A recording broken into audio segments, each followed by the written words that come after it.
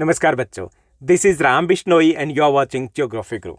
जैसा कि आप अपनी स्क्रीन के ऊपर देख पा रहे हैं, आज हम डिस्कस करने वाले हैं आपकी हिंदी की वर्कशीट नंबर 2 को, यानी कि आपका विषय हिंदी रहेगा और जिसमें हम समझने की कोशिश करेंगे अपठित गद्यांश को।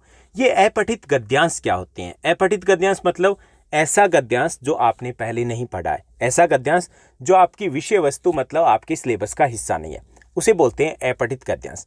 आपके एग्जाम में दो प्रकार के गद्यांश और पद्यांश, दो प्रकार के अपठित भाग होते हैं। अपठित गद्यांश भी होता है और अपठित पद्यांश भी होता है, यानी कि कविता का अंश भी होता है। इन पर आधारित हमसे कुछ प्रश्न पूछे जाते हैं। अब आपको लगता होगा कि जब इतने इजी तरीके से, आसान से देने, तो ये एग्जाम में क्यों दिए जाते हैं? इनसे क्या देखा जाता है, क्या जज किया जाता है? तो ये जो गद्यांश या पद्यांश दिए जाते हैं, इससे एग्जामिनर जो होता है वो जानने की कोशिश करता है कि आपकी समझ शक्ति कितनी है। पहली चीज कि आप कितना समझते हो, ओके। दूसरी चीज वो जानने की कोशिश करता है कि आप टाइम मैनेजमेंट कितना करते हो, यानी कि इसमें अगर हमने ज्यादा टाइम लगा दिया एग्जाम में, इसका मतलब ये कि हम ठीक से नहीं कर पा रहे हैं, हमारी समझ क्षमता है वो कमजोर है, वीक है हम थोड़े से, ओके। तो जब हम हिंदी के एग्जाम की बात करते हैं या इंग्लिश में भी होते हैं, आपके अनसीन पैसेज होते हैं, तो इसलिए दिए जाते हैं। एक तो ये कि कितनी अंडरस्टैंडिंग लेवल हमारा वो समझ में आ जाए, दूसरे ये कि हम कितना जल्दी करते हैं। अगर हमने टाइम ज़्यादा लगाया, इसका मतलब है हमारे कुछ क्वेश्चंस रह सकते हैं, हमारा पेपर छूट सकता है। तो इसे हमें न केवल हल करना होता है बल्कि कम से कम समय में हल करना होता है। ये जो हमारी आज की वर्कशीट है, वर्कशीट नंबर 2 जो हिंदी की है, ये हमारी आज की 7 अप्रैल 2021 की वर्कशीट है।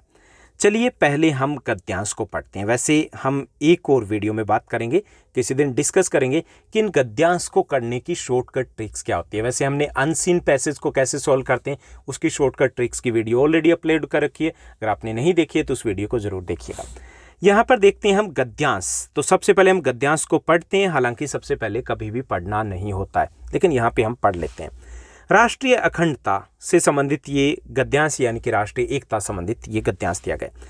राष्ट्रीय अखंडता का तात्पर्य विभिन्न जातियों, संप्रदायों, धर्मों, भाषाओं और प्रदेशों या फिर क्षेत्रों की विविधता के बावजूद एक राष्ट्र की भावना में है।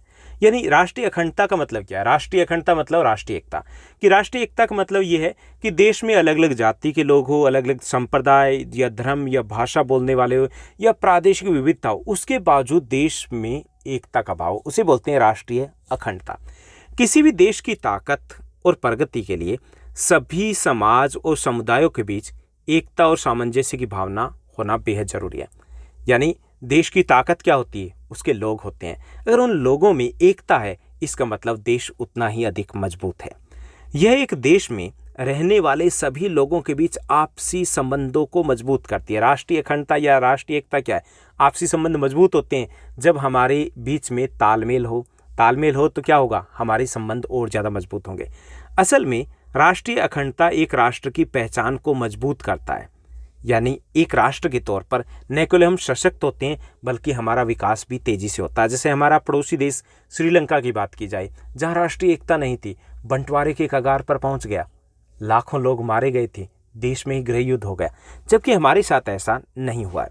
राष्ट्रीय एकता एक मनोवैज्ञानिक प्रक्रिया या एक भावना है जो किसी राष्ट्र अथवा देश के लोगों में भाईचारा या राष्ट्र के प्रति प्रेम और अपनत्व का भाव प्रदर्शित करती है। तो राष्ट्रीय एकता क्या है? कि राष्ट्रीय एकता का अगर हम सिंपल वर्ड्स में बात करें, साधारण शब्दों में बात करें, तो इसका अर्थ है आपस में जो प्यार है हमारा, आपस में जो लगाव है हमारा, जो देश प्रेम की भावना है, वही राष्ट्रीय एकता है, क्योंकि उसी से राष्ट्रीय एकता जुड़ी होती है। राष्ट्रीय एकता राष्ट्र को सशक्त बनाती है, मजबूत बनाती है, संगठित बनाती है। यानी राष्ट्रीय एकता है, इससे देश और मजबूत होता है। राष्ट्रीय एकता ही वह भावना है जो विभिन्न धर्मों, संप्रदायों, जाति, वेशभूषा, सभ्यता और संस्कृति के लोगों को एक सूत्र में पिरोए रखती है। कि यही वो राष्ट्रीय एकता है जिसके कारण हम अलग अलग धर्म के निवासी हैं अपने देश में, अलग अलग संप्रदायों के निवासी हैं। जातियाँ पूछी मत कितनी अधिक है, वेशभूषा, सभ्यता, संस्कृति, भाषा सब कुछ अलग है, लेकिन फिर भी हम एक हैं। जब भी हम तिरंगे को देखते हैं, हमारे मन में देश प्रेम का भाव है वो जागृत हो जाता है।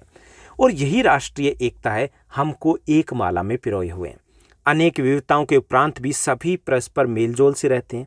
इतनी अधिक विविधता है कि पूरे यूरोप में ना मिले जितने हमारे अकेले देश में है, लेकिन फिर भी हम आपस में मेलजोल के साथ रहते हैं।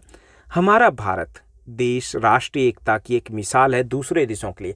जब हम आज़ाद हुए थे तो काफ़ी सारे देशों को ऐसा लग रहा था कितने दिनों तक ये एक देश रह पाएगा, लेकिन आज भी हम एक है और भविष्य में भी हम एक रहने वाले हैं।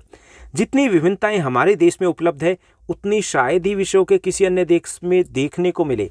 यहाँ अनेक जातियों संप्रदायों के लोग, उनकी रहन सहन, खान पान, वेशभूषा सब कुछ अलग है, फिर भी हम एक साथ निवास करते हैं। दिल्ली हमारे देश की राजधानी, छोटा भारत बसता है।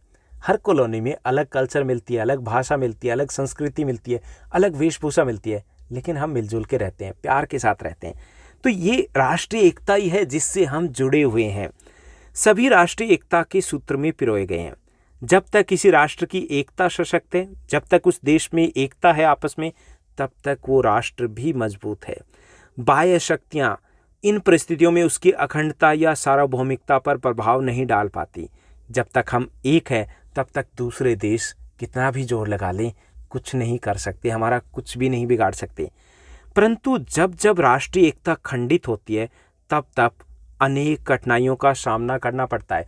अनेक कठिनाइयों का सामना करने की बात ये नहीं कि हमें दुश्मनी, जो बाहर से जो दुश्मन है वो भी कुछ ऐसी हरकतें करना शुरू कर देते हैं, बल्कि देश के अंदर भी आपसी एकता न होने के कारण गड़बड़ होनी शुरू हो जाती है। तो ये हमने गद्यांश को पढ़ा। हालांकि ज़्यादातर जो गद्यांश मिलते हैं उसमें भारी भारी इसी टाइप के शब्द होते हैं। इसमें एक ही बात को 10 बार रिपीट किया गया, लेकिन गद्यांश है तो ऐसे ही कुछ होंगे। लेकिन गद्यांश को जब हम पढ़ते हैं तो उसको पहले कोशिश कीजिए कि उसके प्रश्नों को पढ़िए, ठीक है। उसके बाद गद्यांश को पढ़िए, तो उसमें हमें साथ ही साथ प्रश्नों के उत्तर मिलते रहते हैं। और प्रश्नों के जो उत्तर होते हैं वो सीक्वेंस के अकॉर्डिंग होते हैं, यानी कि पहले का शुरुआत में मिलेगा, दूसरे का उसके बाद, तीसरे का उसके बाद, चौथे का उसके बाद। 99% कभी कभी ऐसा होता है कि शब्द जो इनके प्रश्नों के उत्तर है एक आध है वो आगे पीछे हो जाए, अदरवाइज ज़्यादातर है वो सीक्वेंस के अकॉर्डिंग होते हैं। तो चलिए हमने गद्यांश पढ़ लिया, अब हम प्रश्नों की बात करते हैं। आसान से प्रश्न है क्योंकि वैसे भी ये 1 मार्क्स के प्रश्न ही होते हैं। तो यहाँ पे पहला जो प्रश्न दिया गया वो दिया गया राष्ट्रीय अखंडता का क्या तात्पर्य है। राष्ट्रीय अखंडता क्या होती है? राष्ट्रीय अखंडता का तात्पर्य विभिन्न जातियों, संप्रदायों, धर्मों, भाषाओं और प्रादेशिक विविधता के बावजूद एक राष्ट्र की भावना से है। यानी कि विभिन्नता के बावजूद एकता है, वही राष्ट्रीय अखंडता है। दूसरा प्रश्न है राष्ट्रीय एकता का राष्ट्र पर क्या प्रभाव पड़ता है। राष्ट्रीय एकता राष्ट्र को सशक्त और संगठित बनाती है, मजबूत बनाती है राष्ट्रीय एकता। उसके बाद तीसरा प्रश्न दिया गया, ये भी एक आसान सा प्रश्न है। हमारा देश भारत राष्ट्रीय एकता की मिसाल है, कैसे? हमें बताना है कि भारत में लोग अनेक विविधताओं के बावजूद परस्पर मेलजोल से रहते हैं, इसलिए हमारा देश राष्ट्रीय एकता की मिसाल है। फोर्थ जो प्रश्न दिया गया, राष्ट्रीय एकता के खंडित होने के क्या परिणाम है। तो जब राष्ट्रीय एकता खंडित होती है तो उसे अनेक कठिनाइयों का सामना करना पड़ता है। तो यहाँ पे हमें वही लिखना है जो कि गद्यांश में दिया गया, अपनी क्रिएटिविटी हमें नहीं दिखानी होती। उसके बाद 5वां प्रश्न दिया गया जो कि इस वर्कशीट का लास्ट क्वेश्चन है। यहाँ पे दिया गया उपरोक्त गद्यांश का एक उपयुक्त शीर्षक दीजिए। तो यहाँ पे मैंने राष्ट्रीय एकता दिया है, आप राष्ट्रीय अखंडता भी दे सकते हो। ओके, चलिए ये हुई हमारी आज की वर्कशीट जो बेहद आसान थी। उम्मीद करता हूँ आपको अच्छे समझ में आए होगा। अगर ये वर्कशीट आपको समझ में आई, अच्छी लगी तो इस वीडियो को लाइक और शेयर करना मत भूलिएगा। Thank you, bye bye, have a nice day.